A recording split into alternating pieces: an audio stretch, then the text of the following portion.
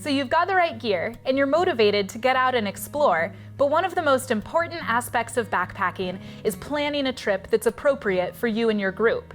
A well-planned trip can make the difference between smiles on day 4 and running out of food on day 2. We'll teach you everything you need to know about trip planning. We'll go over how to choose a campsite, how to decide how much food and water to bring, and so much more. One of the most common questions I get asked, and one of the most important decisions you will make, is how much food and water to take with you. Here's a few things to keep in mind when you're making those decisions. In the backcountry, while working hard, you should be aiming to drink about 3 to 4 liters of water per day. I don't know about you, but when I'm at home, I definitely do not drink 3 to 4 Nalgene's per day. So when I'm backpacking, I bring a bladder that I can constantly sip on while I'm hiking. I also bring enough water treatment to get me through my trip, plus a little bit of extra, just in case something spills or breaks inside my pack. In terms of food, make sure you're packing enough. I always say it's better to have and not need all of your food than to need and not have enough food. Trust me, nobody wants to be hangry while traveling on the trail. Think of your body as a machine. You've got to put something in order to get something out of that machine. What you're putting in is calories, and what you're getting out is energy. These calories should come from high-quality sources like proteins and complex carbs. You're gonna have more energy not only on the trail, but to make decisions. I eat and drink constantly on the trail. This means I still have energy when I get to camp, and it keeps me happy throughout the day. When you're choosing your campsite in the backcountry, you have a ton of options available to you.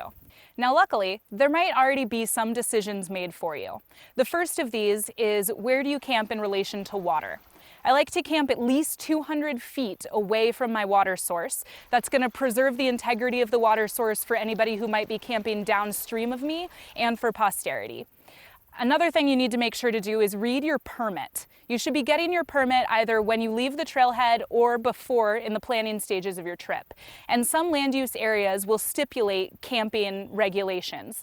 Some will say you should camp 200 feet away from the trail, and some might say you should only camp in designated areas.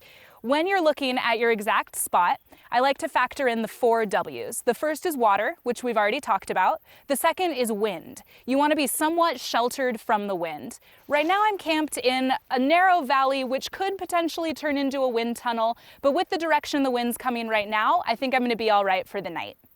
Another W is watchers. I like to be camped pretty far away from the other users of the backcountry, just to keep my wilderness experience pristine. And I don't really want to force my camping technique into other people's backcountry experience either. Another W is widow makers. You want to camp away from any dead trees or trees that have dead branches on them, because if those were to fall, you're going to be asleep right in the line of fire.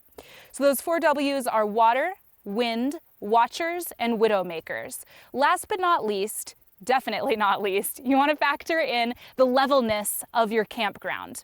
You don't want to sleep at the bottom of a hill because then water will run off towards you if it rains.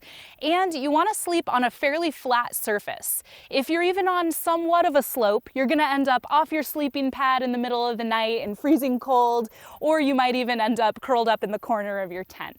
And this is only a mistake you're going to make once. When you're tired after your long day's hike, it can be a lot to ask to spend time and energy trying to find that perfect site. But I promise, when you find the ideal spot for your group or yourself, it's well worth it.